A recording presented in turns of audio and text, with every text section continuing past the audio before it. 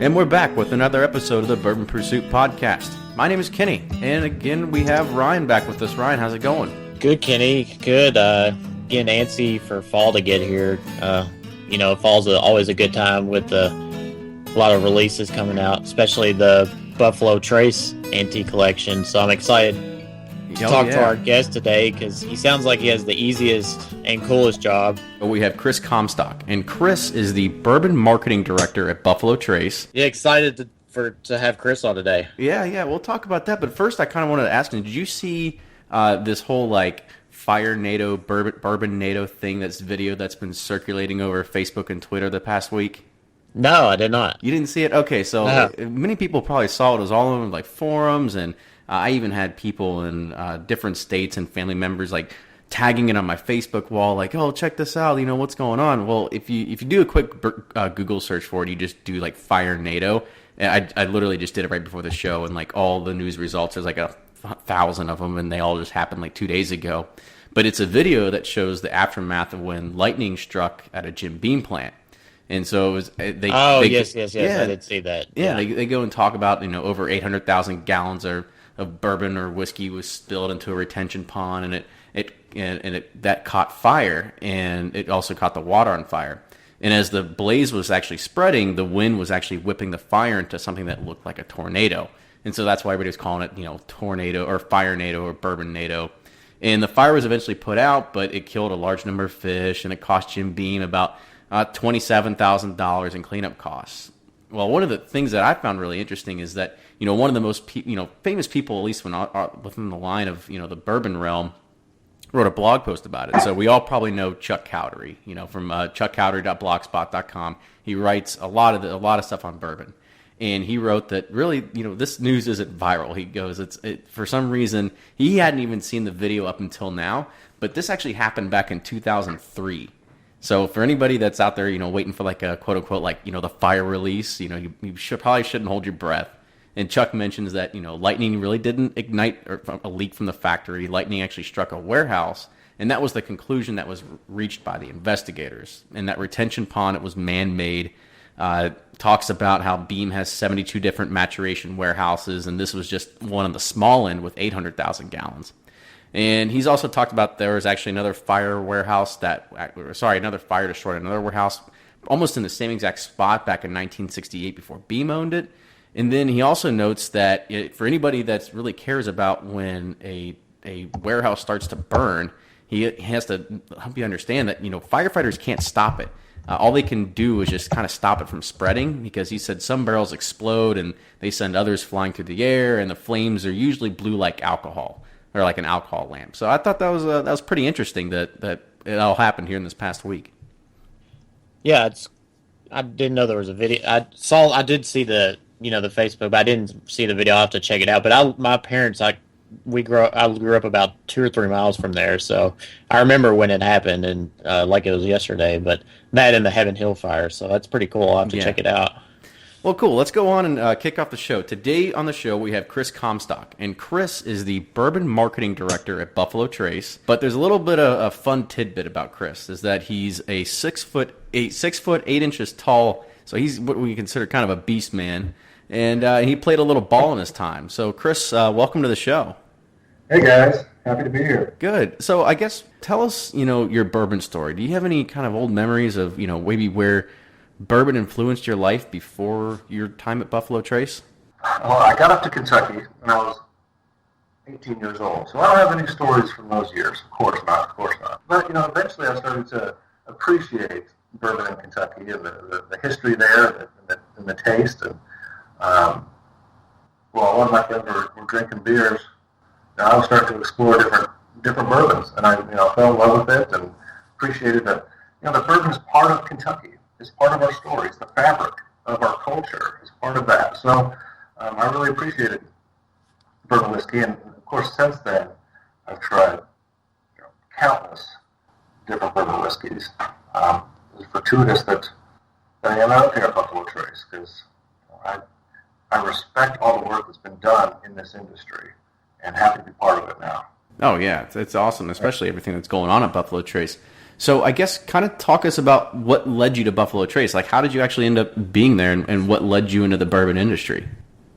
I wanted to get in the industry, and I respected this new brand, Buffalo Trace, which at that time in 2002, 2003 was very small.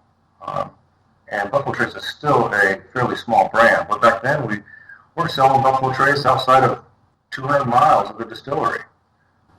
You could drive to Nashville and find it, but if you drove any farther south than that, you couldn't find a bottle, much less in Ohio or Missouri, for example.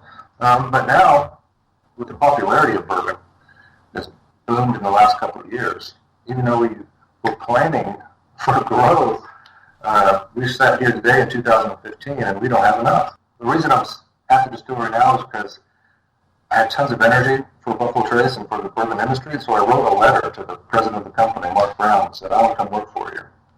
And it was coincidental. They were looking for someone to help, and that's when we got started. And that was in 2002, and I joined the company in January of 2003. And it was really cool in 2013 when I got to, 10 years after I had been here, I got to taste Eagle Rare that I had planned for when I first showed up on the job. I thought it was pretty neat, because you make plans to make whiskey just like right now. We're making some. Last week, made some Pappy Van Winkle for 2039. So how much allotment do you have then? Yeah. For... We want to have a bit more. But you never know what the barrels are going to yield. Well, let's hope in 2039 we're not waiting in line still. Yeah, hopefully I don't camp out anymore. If everything goes to plan, there will be a few more bottles then than there is today, but who knows what demand will be like. So one big question mark that none of us have an answer to. Now we make our best guesses and we plan out. Some fancy logarithm to look at and well, this is where we need to be, or where we should plan for.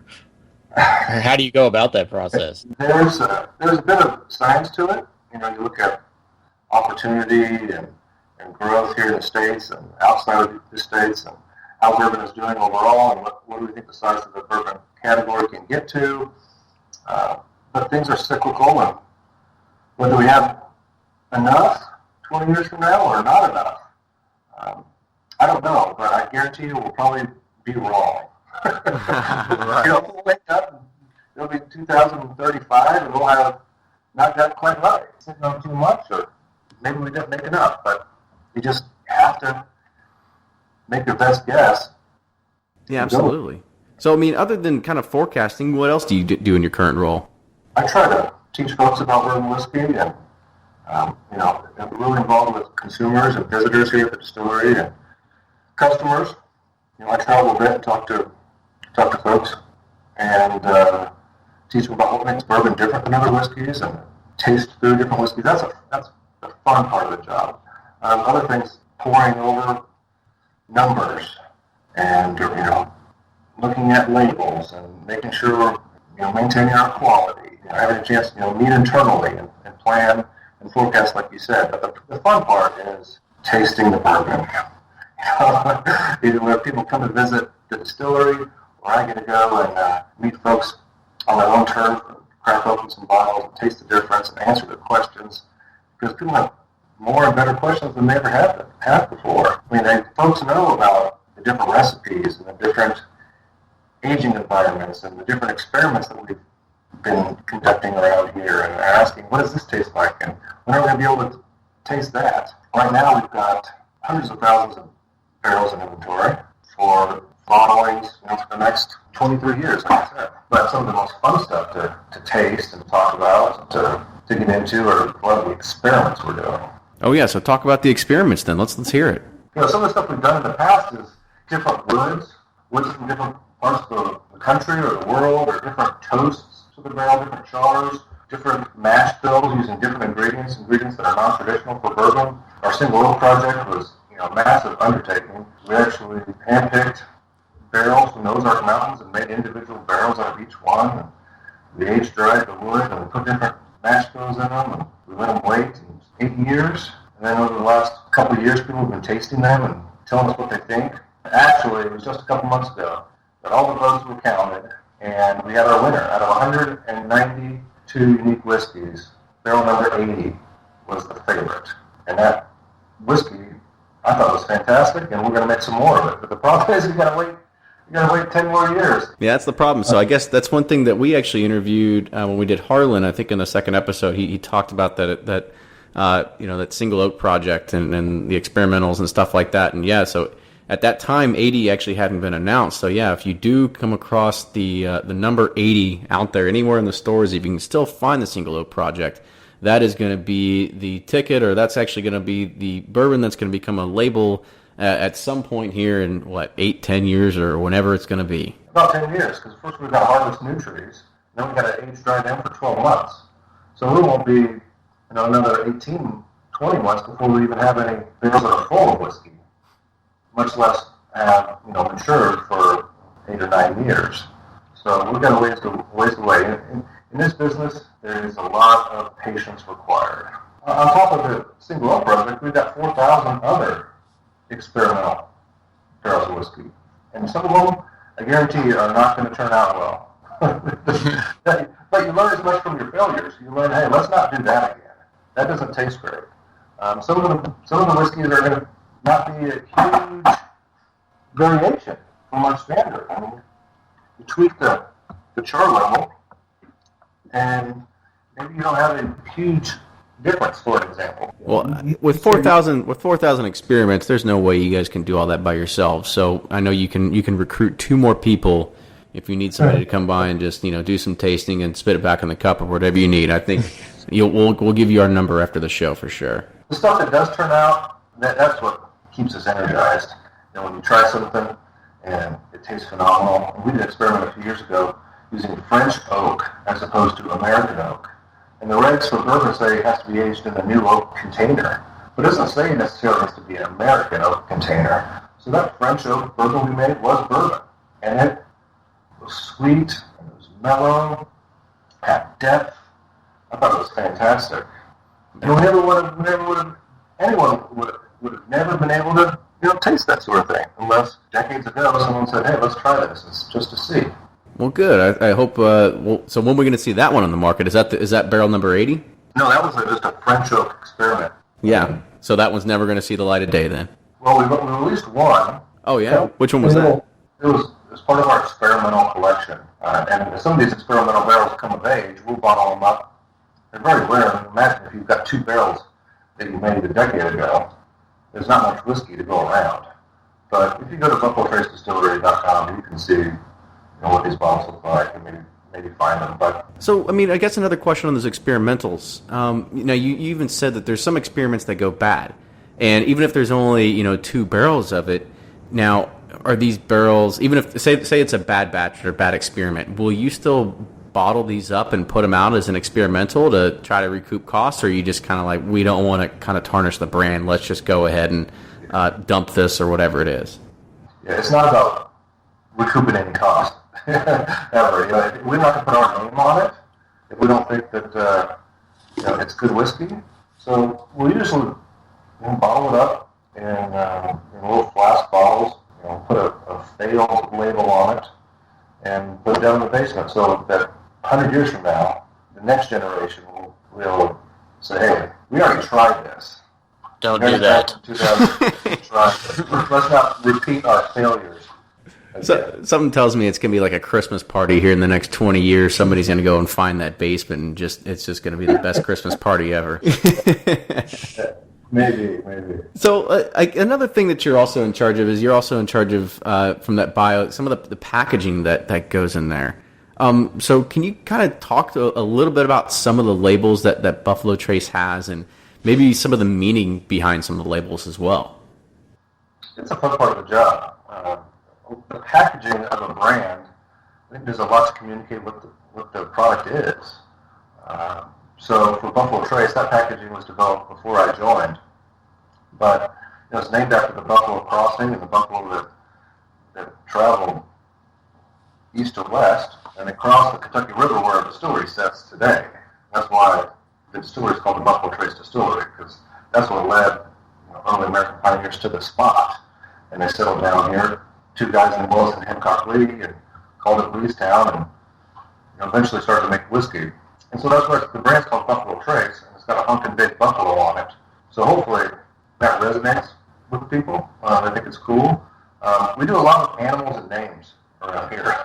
We noticed. Eagle Rare, George T. Stagg. Now that's named after a man, but the icon is the antlers. Very masculine packaging that is. The Blanton single barrel was developed in 1984.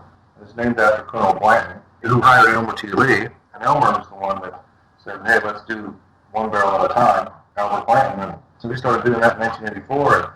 And the packaging is really ornate, and it's handwritten labels, and it's got the Kentucky Thoroughbred and jockey on the top. And that's a cool bottle, but very different from Buffalo Trace.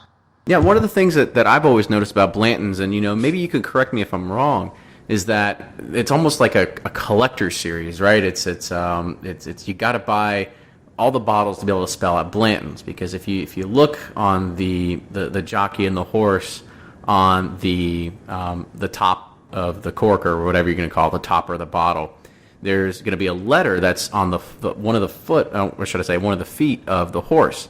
And you collect all of them, and it spells out Blantons. And the word that I've always heard is that it's one stride of a horse when you actually collect, and you get all 8 that are actually in a row. Yeah, a lot of people don't know that. There's 8 different cork stoppers for Blantons. And the first one in the series, there's a B on the hoof of the thoroughbred. And the horse hasn't started to run yet. His legs are straight, and the jockey is sitting up, in the starting gate, perhaps. And then for every other letter that spells out the word Blantons, it's a stride of the racehorse, and the S obviously is last, and the jockey's got his whip in the air, and he's cheering because he just won the Kentucky Derby. Not everybody knows that, but it's fun when people learn, because then they get inspired to try to collect them. Yeah, I mean, it's really cool, especially to collect them. I also went the cheating route. If you go to the distillery, I believe you can buy a bag of the tops as well as the stave to be able to kind of just display them, right? Yeah, that's lame. Yeah, well, it was a birthday gift, and my parents felt like being a little unique, and I guess instead of buying me 8 bottles, they just figured it'd be easier just to go buy the tops for them. Nice. So there's another one that you kind of had your hand in was Stagg Jr. So kind of talk about the differences between, everybody kind of knows, and we talked about earlier, George T. Stagg and how the antique collection is starting to come out.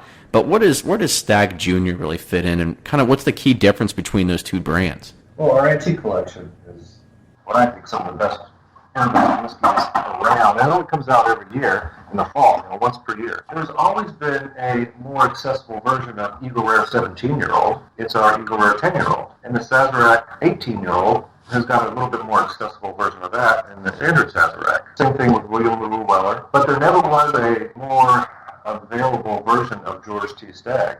And it's a shame because George T. Stagg is a lot of people's favorites. It's probably one of my favorites.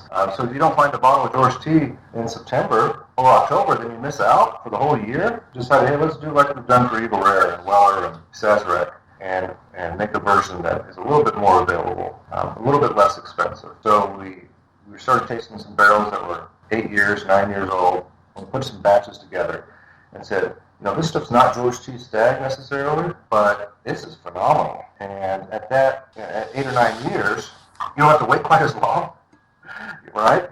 And it's still uncut and unfiltered. So you get the essence of that uncut and unfiltered, big, rich taste, hints of espresso, dark chocolate, and whatnot at 135. I didn't expect people to, think it's the same because it's a bit younger, but it's not quite as expensive either, and it's a little bit more available. We do 3 or 4 releases of Stagg Jr. every year, so better chance you get your hands on a bottle, right? If I had a bottle of George T. Stagg at the house, I'm very careful who I offer a drink of that to. Absolutely. It's a special occasion when I pop that cork.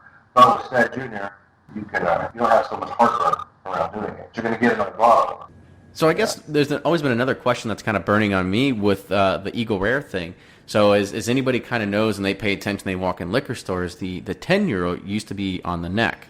And now it's sort of gone through a rebranding, and I wouldn't call it rebranding. It's just a repackaging, and now that 10-year-old is starting to go towards the back of the label. Is that an indication of things to come, that the 10-year stock is starting to run low?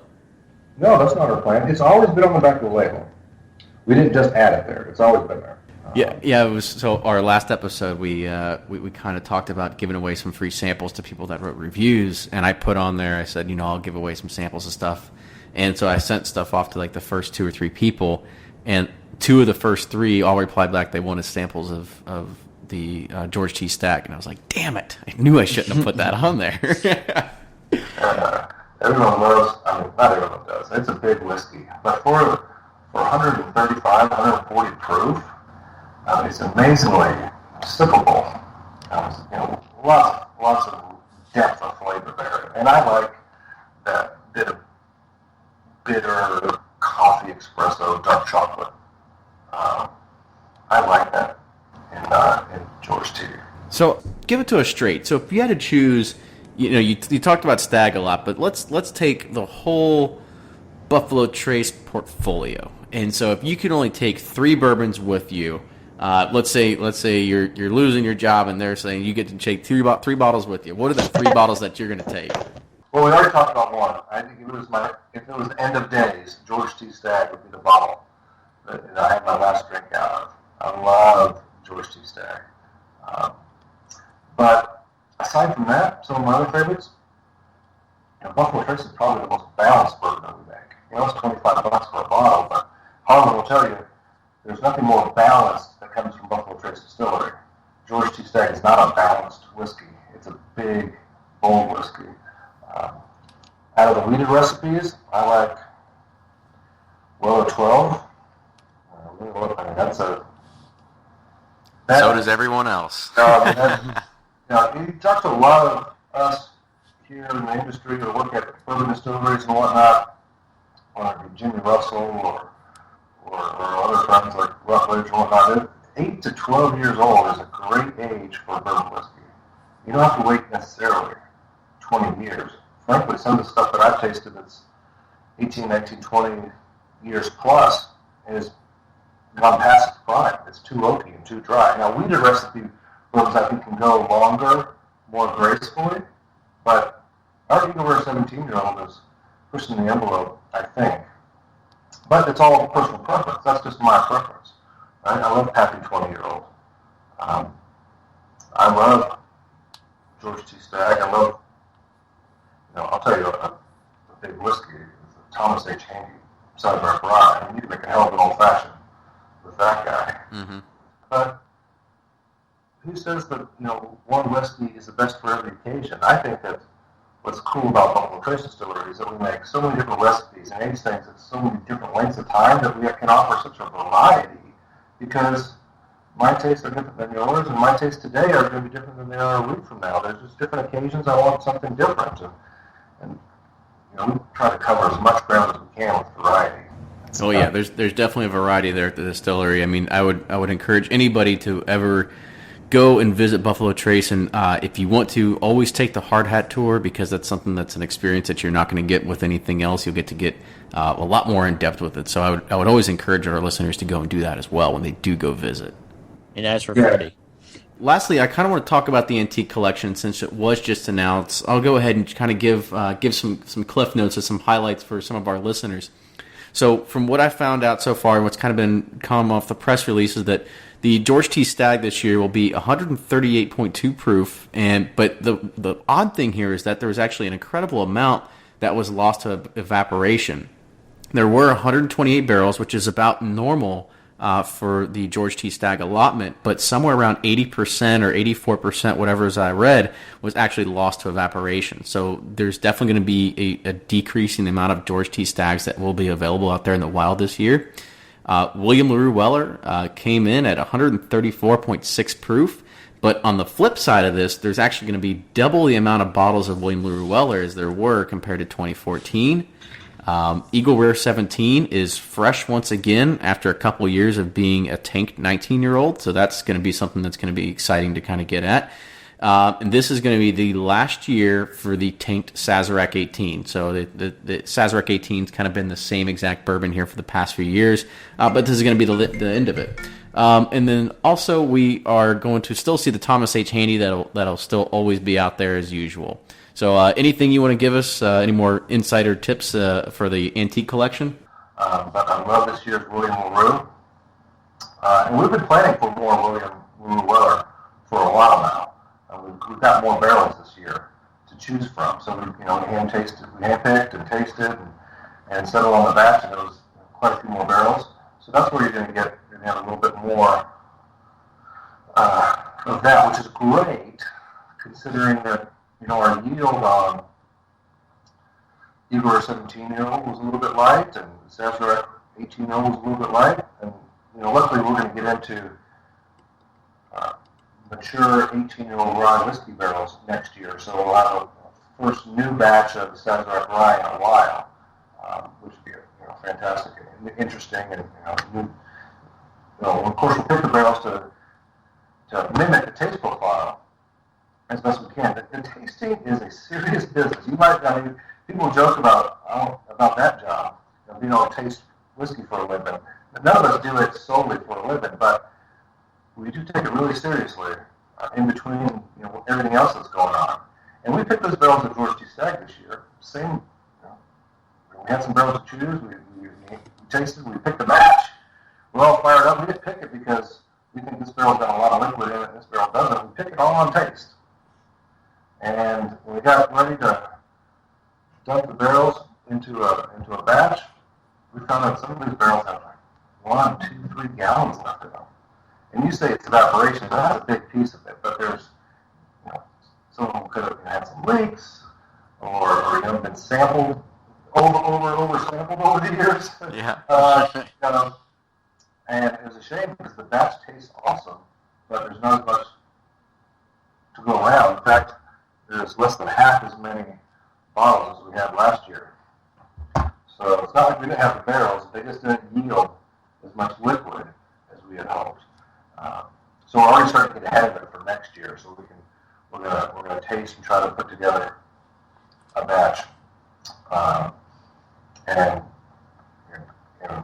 in advance, and make sure that we've got some. We're not going to pick any barrel that's not ready, but at least we'll know in advance how much liquid we got to work with. And that stuff is 15 years old. George T. Stagg is a minimum 15 years, so you can have a lot of evaporation, but it was a bit of shame on this fall, especially for me who loves it so much, and for everybody else who loves it. Yeah. Well, I'm sure everybody's going to be out there hunting real soon, so we're all looking forward to that release hitting the market here within the next probably few weeks to a month or two. In the next 2 to 6 weeks, hopefully.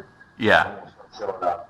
We don't control the whole distribution process because our wholesale partners get it to stores and bars and put it on the shelf or handle it however they want to. But hopefully 2 to 6 weeks there'll be some bottles. We're not going to change the price because there's less of it or more of it. Our pricing is our pricing, and these bottles should be $70. Oh, I can only wish we saw it for $70. Well, that's what we want it to be. We want it to be affordable if you can find it. It's actually a shame, I think, that some people charge so much. So, Kris, I want to again say thank you for joining on the show. For anybody else that wants to get a hold of you, how would they do that? Just email me. My email address is simple. It's kcomstock@buffalotrace.com. And they can also find you on Twitter, too, right? Yeah, Buffalo Comstock. All right, great. So we'll go ahead and put those in the show notes for anybody that wants to find you.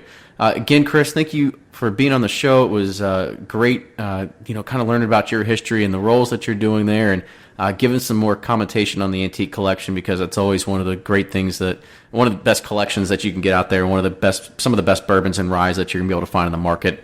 That'll be coming soon. Thanks. I had a lot of fun. It's great talking about whiskey. It's the second best thing to drink in the whiskey. Just talking about. I agree wholeheartedly. So if you want to follow us and like us, you can find us on Facebook, facebook.com/Bourbon Pursuit. A lot of that is kind of regurgitated data that we do from Twitter and Instagram, and you can find us on there at Bourbon Pursuit. Yep, and any suggestions or feedback, guest suggestions, we appreciate it, and we'll see you next time.